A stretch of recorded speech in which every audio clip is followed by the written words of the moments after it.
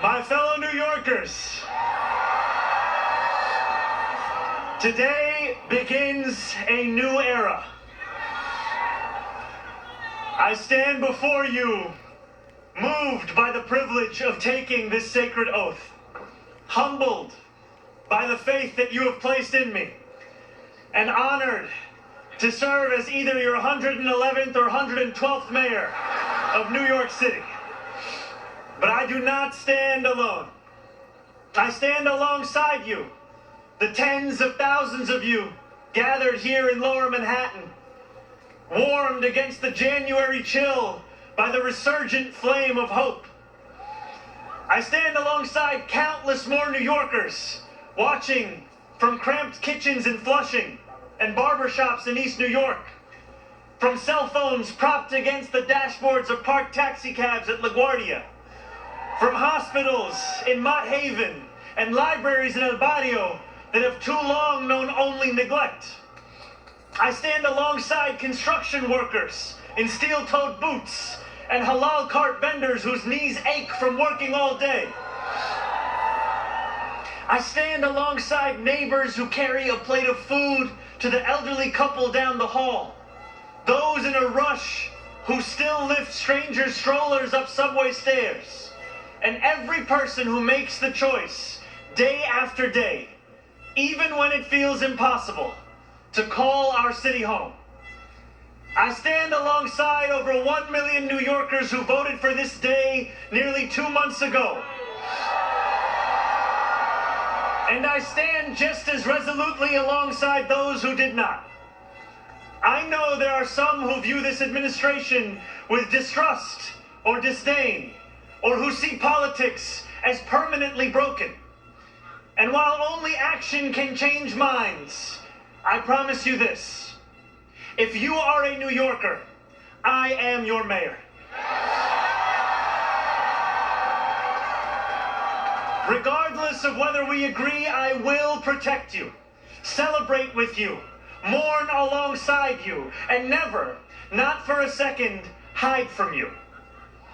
I thank the labor and movement leaders here today, the activists and the elected officials who will return to fighting for New Yorkers the second this ceremony concludes, and the performers who have gifted us with their talent. Thank you to Governor Hochul. Thank you as well to Mayor Adams. Dorothy's son, a son of Brownsville who rose from washing dishes to the highest position in our city, for being here as well.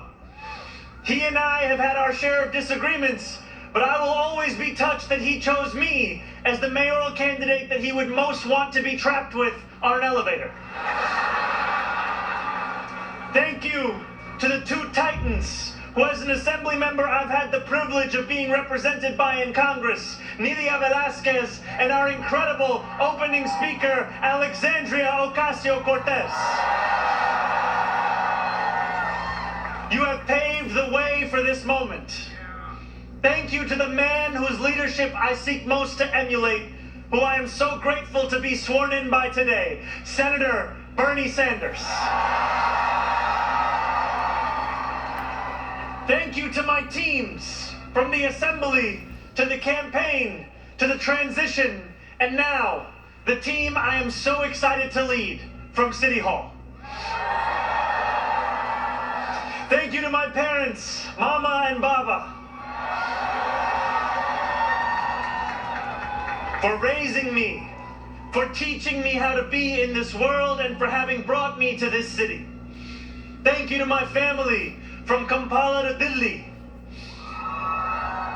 And thank you to my wife, Rama.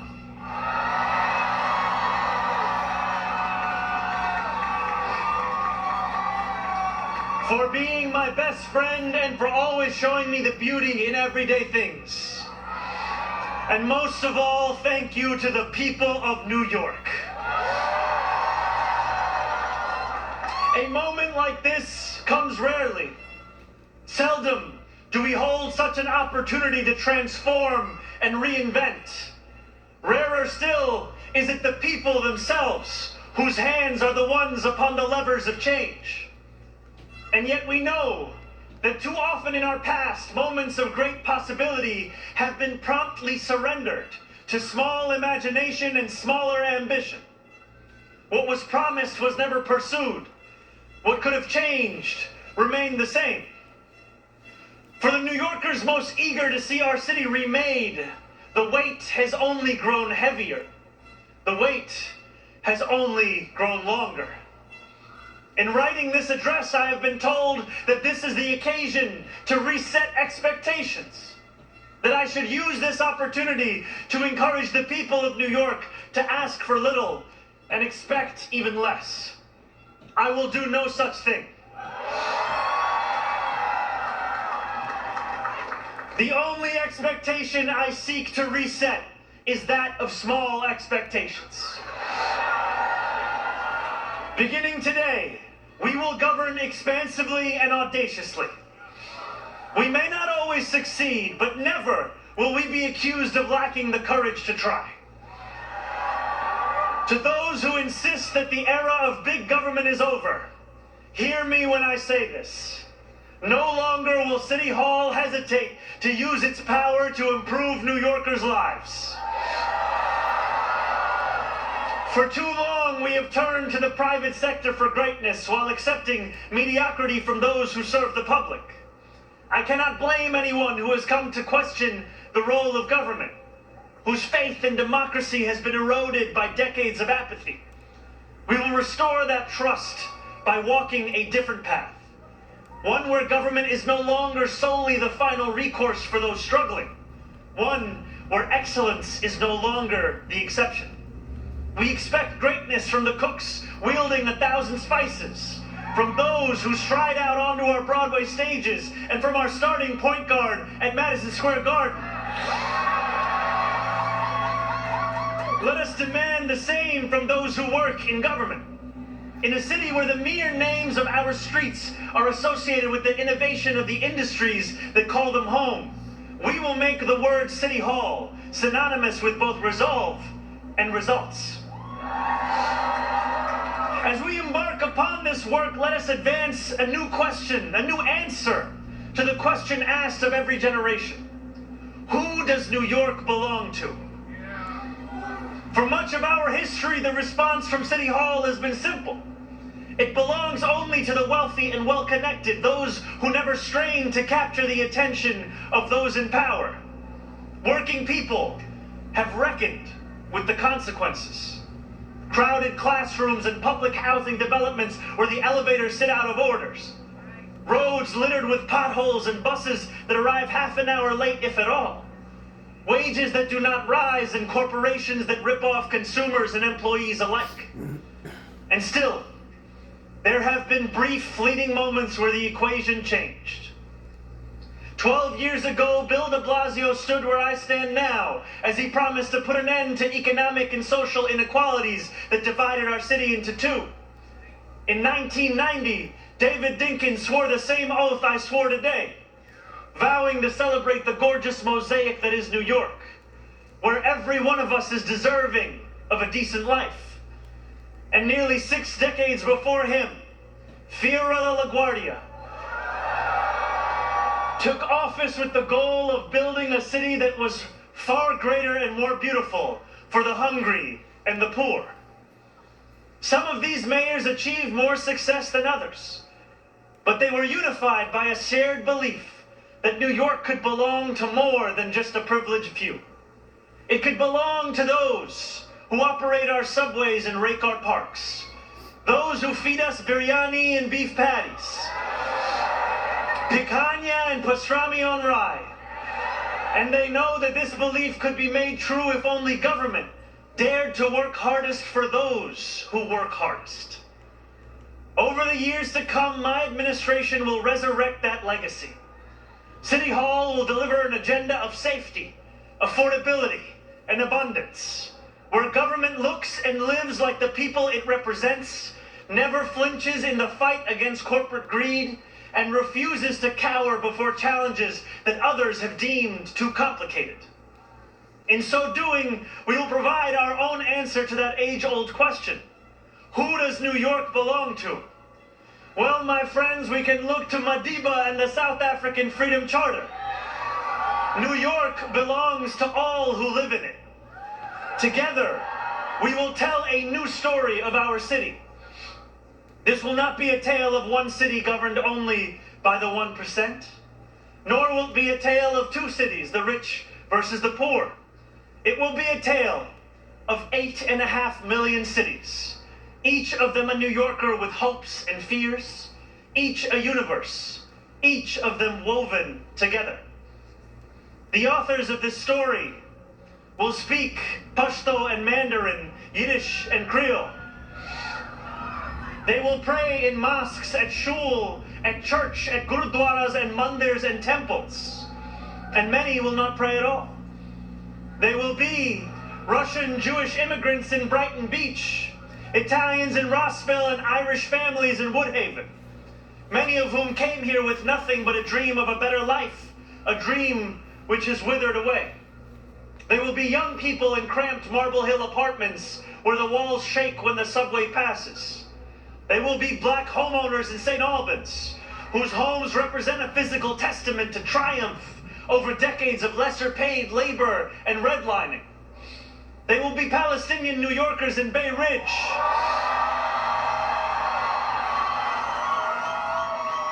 who will no longer have to contend with a politics that speaks of universalism and then makes them the exception. Few of these 8.5 million will fit into neat and easy boxes. Some will be voters from Hillside Avenue or Fordham Road who supported President Trump a year before they voted for me, tired of being failed by their party's establishment. The majority will not use the language that we often expect from those who wield influence. I welcome the change. For too long, those fluent in the good grammar of civility have deployed decorum to mask agendas of cruelty. Many of these people have been betrayed by the established order, but in our administration, their needs will be met. Their hopes and dreams and interests will be reflected transparently in government. They will shape our future. And if for too long these communities have existed as distinct from one another, we will draw this city closer together. We will replace the frigidity of rugged individualism with the warmth of collectivism. If our campaign demonstrated that the people of New York yearn for solidarity, then let this government foster it. Because no matter what you eat, how you pray, or where you come from, the words that most define us are the two we all share: New Yorkers. And it will be New Yorkers who reform a long broken property tax system. New Yorkers who will create a new Department of Community Safety that will tackle the mental health crisis and let the police focus on the job they signed up to do. New Yorkers who will take on the bad landlords who mistreat their tenants and free small business owners from the shackles of bloated bureaucracy. And I am proud to be one of those New Yorkers. When we won the primary last June, there were many who said these aspirations and those who held them had come out of nowhere. Yet one man's nowhere is another man's somewhere. This movement came out of 8.5 million somewheres. Taxi cab depots and Amazon warehouses, DSA meetings and curbside domino games. The powers that be had looked away from these places for quite some time, if they'd known about them at all. So they dismissed them as nowhere.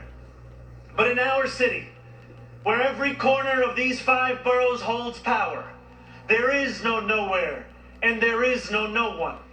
There is only New York, and there are only New Yorkers. 8.5 million New Yorkers will speak this new era into existence. It will be loud.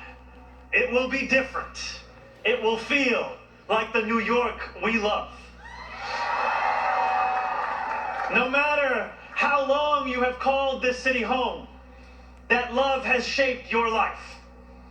I know that it has shaped mine. This is the city where I set land speed records on my Razor scooter at the age of 12. Quickest 4 blocks of my life. The city where I ate powdered donuts at half-times during AYSO soccer games and realized I probably was not going to be going pro. The city where I devoured 2 big slices at Coronet's Pizza, played cricket with my friends at Ferry Point Park, and took the 1 train to the BX10 only to still show up late to Bronx Science. The city where I have gone on hunger strike just outside these gates.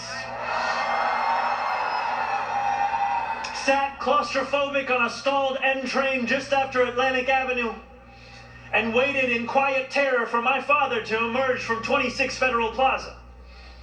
The city where I took a beautiful woman named Rama to McCarran Park on our first date and swore a different oath to become an American citizen on Pearl Street. To live in New York, to love New York, is to know that we are the stewards of something without equal in our world. Where else can you hear the sound of the steel pan, savor the smell of sancocho, and pay $9 for coffee on the same block? Where else could a Muslim kid like me grow up eating bagels and lox every Sunday? That love will be our guide as we pursue our agenda. Here, where the language of the New Deal was born, we will return the vast resources of this city to the workers who call it home.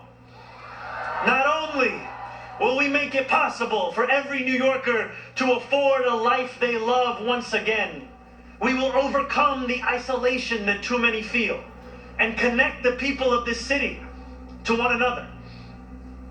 The cost of childcare will no longer discourage young adults from starting a family,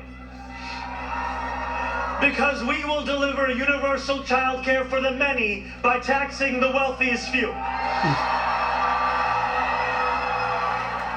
Those in rent-stabilized homes will no longer dread the latest rent hike, because we will freeze the rent. Getting on a bus without worrying about a fare hike or whether you'll be able to get to your destination on time will no longer be deemed a small miracle, because we will make those buses fast and free. These policies are not simply about the costs we make free, but the lives we fill with freedom. For too long in our city, freedom has belonged only to those who can afford to buy it. Our city hall will change that.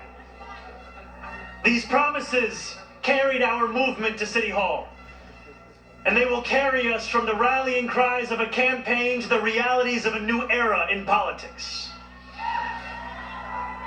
2 Sundays ago, as snow softly fell, I spent 12 hours at the Museum of the Moving Image in Astoria, listening to New Yorkers from every borough as they told me about the city that is theirs. We discussed construction hours on the Van Wyck Expressway and EBT eligibility, affordable housing for artists and ice raids. I spoke to a man named TJ who said that one day a few years ago, his heart broke as he realized that he would never get ahead here, no matter how hard he worked. I spoke to a Pakistani auntie named Samina, who told me that this movement had fostered something too rare: softness in people's hearts. As she said to me in Urdu, "Logo ke dil badal gaye hain." 142 New Yorkers out of 8.5 million. And yet, if anything united each person sitting across from me, it was the shared recognition that this moment demands a new politics and a new approach to power. We will deliver nothing less as we work each day to make this city belong to more of its people than it did the day before. Here is what I want you to expect from the administration that this morning moved into the building behind me. We will transform the culture of City Hall from one of no to one of how. We will answer to all New Yorkers, not to any billionaire or oligarch who thinks they can buy our democracy. We will govern without shame and insecurity, making no apology for what we believe. I was elected as a Democratic Socialist, and I will govern as a Democratic Socialist.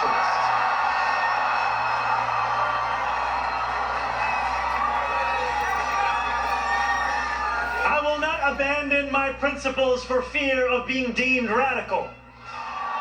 As the great senator from Vermont once said, what's radical is a system which gives so much to so few and denies so many people the basic necessities of life. We will strive each day to ensure that no New Yorker is priced out of any one of those basic necessities. And throughout it all, we will, in the words of Jason Terrence Phillips, better known as Jadakiss or Jay to the Moi, be outside. Because this is a government of New York, by New York, and for New York.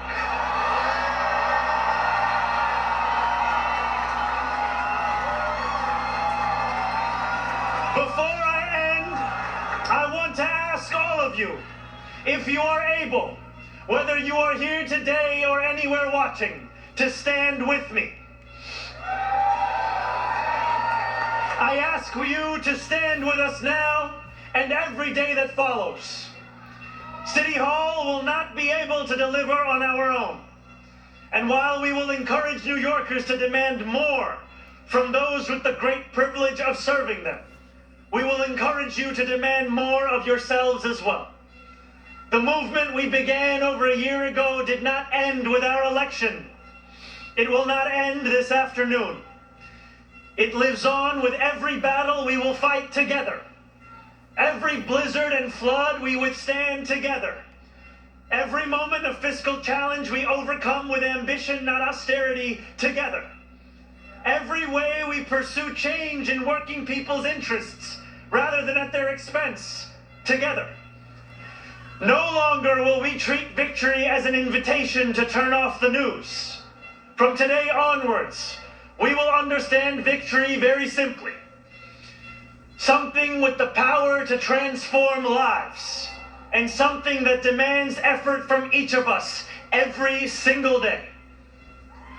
What we achieve together will reach across the 5 boroughs, and it will resonate far beyond. There are many who will be watching.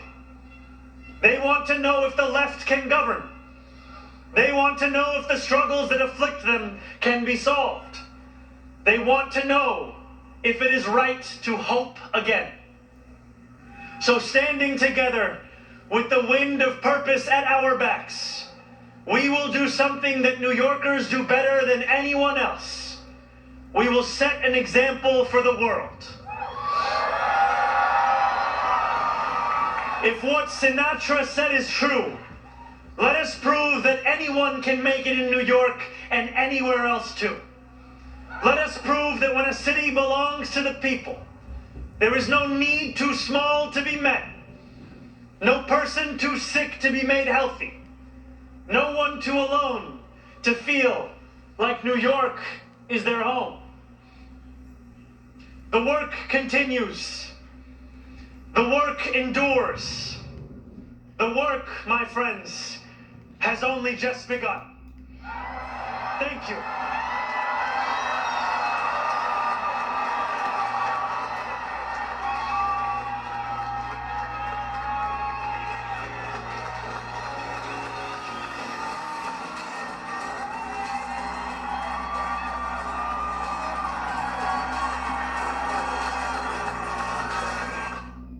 There it is, the new New York City Mayor.